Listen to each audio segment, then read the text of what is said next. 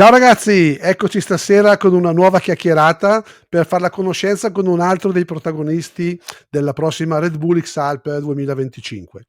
Attesissima 12ª edizione della più appassionante gara di I Can Fly al mondo. Quest'anno FIVL con i suoi canali e con il sottoscritto è stata invitata formalmente e accreditata come media press nella competizione. Quindi saremo presenti nei giorni preparatori allo start, durante la gara e poi durante lo svolgimento saremo di nuovo live con i teams, i piloti, gli organizzatori che man mano avranno modo di collegarsi con noi. Ok, siamo pronti? Questa sera non indugiamo oltre, siamo pronti per parlare con... And now, I'm happy to welcome a very special guest to announce the German athletes, who together with the race committee decide which athletes make the cut. Ferdinand Vogel, a successful paraglider himself and German champ. Ok, questa sera bellissimo ragazzi, abbiamo con noi Ferdinand Vogel, il direttore gara della Red Bull X-Alps, quindi bellissima intervista con lui. Hello Ferdi, hi and welcome. Rinaldo. Hi. Okay, so we are here to talk about Red Bull XAlps 2025. We have seen the road, the way announcement, and we have this very new, let's say, cross point in St. Moritz. So we are really, really exciting about that. And we see that there is a road quite hard to follow. I mean, crossing the Alps 4 times up and down, more than 1,200 kilometers, and so on. So, how this road came to life? How did you decide to do it? Yeah, it was a lot of work to find all the places. There were a big team which was asking some destinations to become a turn point. And then they grow. And just a few weeks before the announcement of the route, there were 2 more destinations coming. It was from Italy side. And it was always some changes, and the route was growing. And finally, we have this nice route now for 2025. Right, yeah. When I saw it, I thought, my first feeling, 2 years ago, they were so fast that now this year they have, let's say, made the level even higher, let's say. Yes, we did. It's the longest route we ever had. But we did some calculations over the last editions, and the average speed grows by edition. They become faster and faster. So we think that the first athletes will be in Zell am See around day 6, 7. It depends, of course, on the forecast, on the weather. Last time it was quite hard for me to make these predictions when the first athlete will reach what turn point and so on. So the whole team was asking me, hey, when they will arrive at this turn point or something. And I was looking in the forecast and it was like, wow, doesn't look good. So they need 2 days or something. And in the evening, they were already there. Yeah. It was a special weather conditions because the low cloud layers, but really, really active thermal air in the lower part. And all the athletes were possible to just follow straight the route. So it was quite hard to make some ideas where they will arrive in the goal. And but so this time we hope also for good weather, but I think maybe it's this time for some rain days or something, so they will get a bit of slowdown. Last time it was just racing them. It was really hard on the ground to follow them. Yeah, I believe so. Not only for the supporters, also for us. And but still there are enough days, and the idea is not that all the athletes will become to get to the goal. That's not the idea, but it would be nice if one guy will make it. Yeah, sure. At least. Yeah, we see that 2 years ago. I always say last year, but it's not last year. It's 2 years ago. Last time you introduced the ferrata. It was only one there, and then now this year we see there are 3 of them.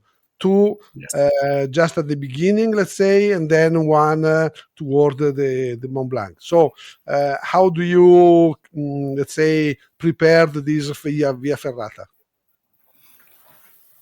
So the idea was to make it more not only a paragliding event. It's more an adventure sport with hiking, with via ferratas, and we are always looking for some new ideas to make it more a mountain race and not only a paragliding race.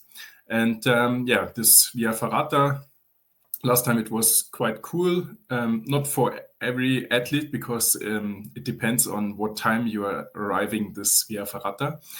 But so this time we have 3 of the via ferrata. It's each of them are easy, I would say. The second one maybe a bit longer, and but it's still on the first days of the race. And the others are quite easy. The idea behind that is it must be still possible to reach this via ferrata also when the weather is really bad. And when it's a difficult one and there's some thunderstorms, of course, then via ferrata is not the best option. But with bad weather, it should be also possible to make this via ferratas. Right. And then we have this, as we said at the beginning, this X cross point this year in St. Moritz. So athletes will go on the way to Niesen, if I don't remember bad, and then coming back from the south, cross Bellinzona, and then go up again on the north part of the Alps. So really, St. Moritz is it looks to me to be the right place to be, to see people going and people coming. Yes, we also wondered when the last athlete will pass St. Moritz, and then the first one will already come back or something. So St. Moritz, the people there are thinking they will have the whole race, some athletes around. So if you want to see one of the athletes, there's the best option, I would say. Yeah, sure. Even because the third point in St. Moritz is downtown in the village. Yeah, the athletes have to land next to the lake, do their selfie or something, and then they have to walk up in the city. And from there, they are allowed to go on the next takeoff places around in the mountains there. As they want, right. There will be, as it was 2 years ago, the prologue, always in Kitzbühel. It is going to be more or less the same as last time? Yeah, not really. We tried to make it more attractive for the visitors.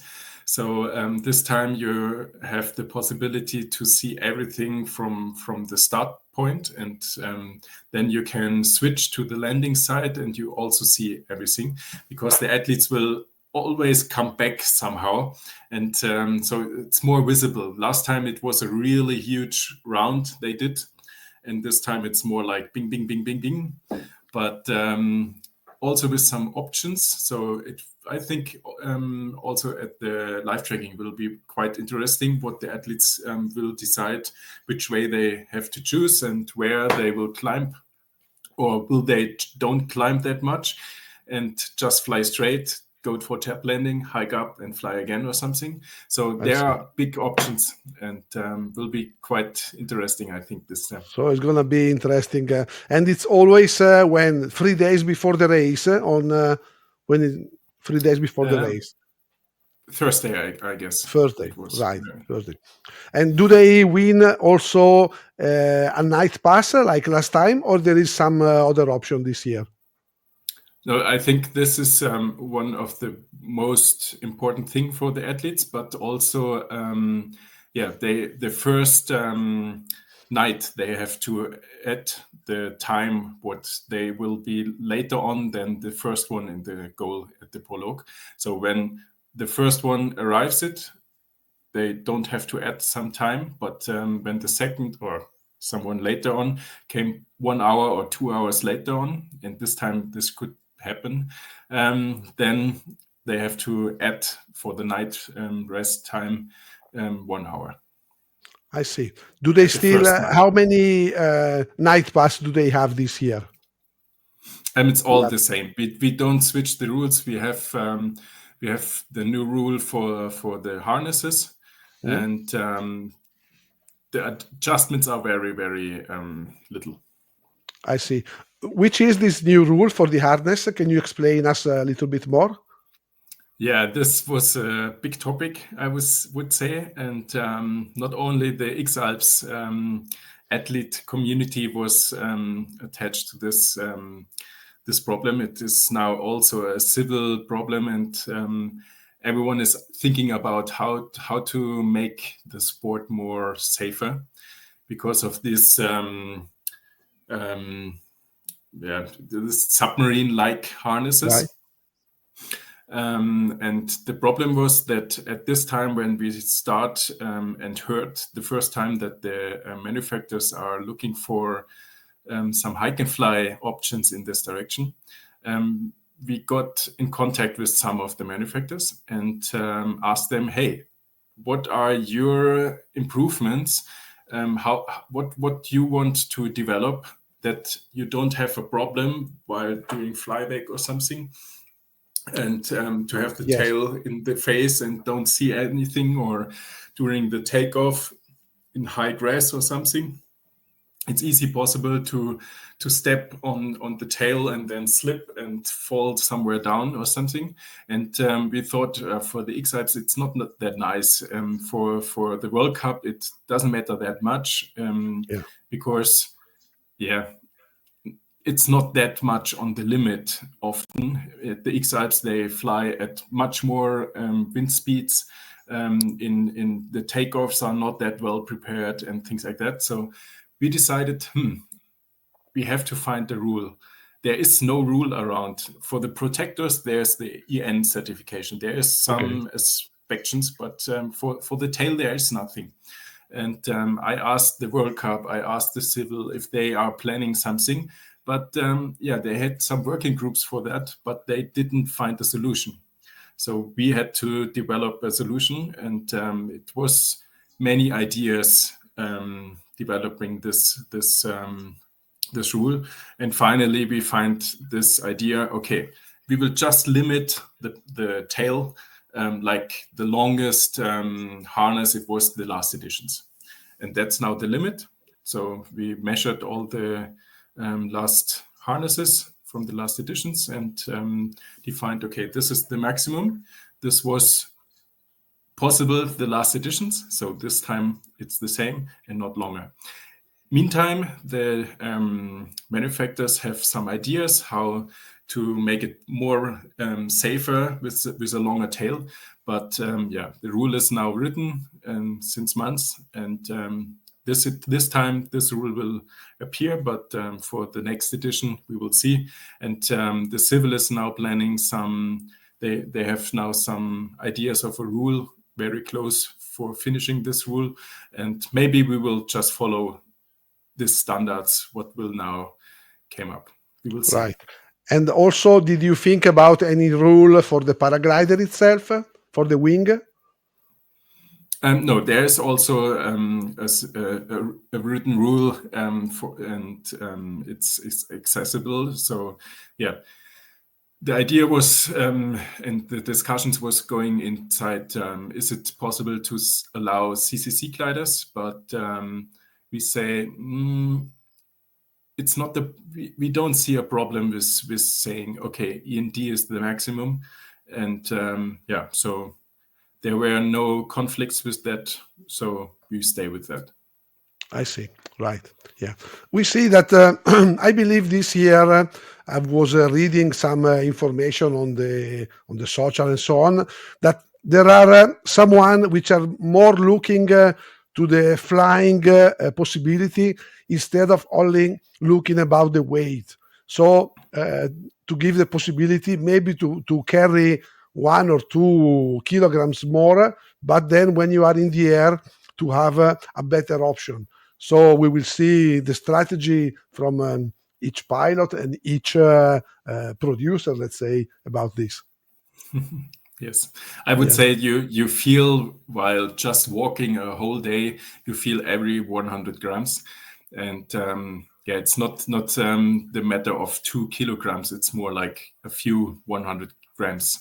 What are the difference between some luxus or some more performance? But the aerodynamic harnesses we would see now are not that much more of weight. So I'm interested what the athletes will say after a few days just flying these harnesses. And racing. Sure. And I think when they are close to the clouds, they say, yes, it's good because it's really warm. But when they get lower, I remember that from the World Cup when I'm inside a harness like that, then it's like, and after a hot day inside this harness, I'm really, really out of water. And but the athletes then have to run up again the mountains. So I think the water problem can be when it's really hot. And in the past, there were some editions where the weather was really, really hot. So this time they have to prepare for that. Right, because also they are in the middle June, middle to the end of June, so it can be absolutely very warm. Absolutely. Yes. Okay, so Ferdinand, thanks very much for your time. We really appreciate a lot all this inside explanation about the race.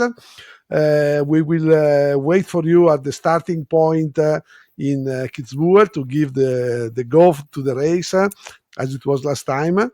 And so all the best for the big work you have to do, because we know that I remember last time you told me during the race you lose I don't know how many kilograms, but a few kilograms.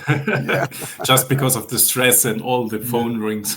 All the phone and going and running a lot. But for sure, it's a fantastic race, and we all can't wait to see it. Yes. Yes, you are welcome during the race too. So okay, we cross the fingers for the athletes that they have good forecast. Absolutely, have to run that much. Yes, absolutely. Okay, thank you very much, Ferdinand, and see you on the race field. See you.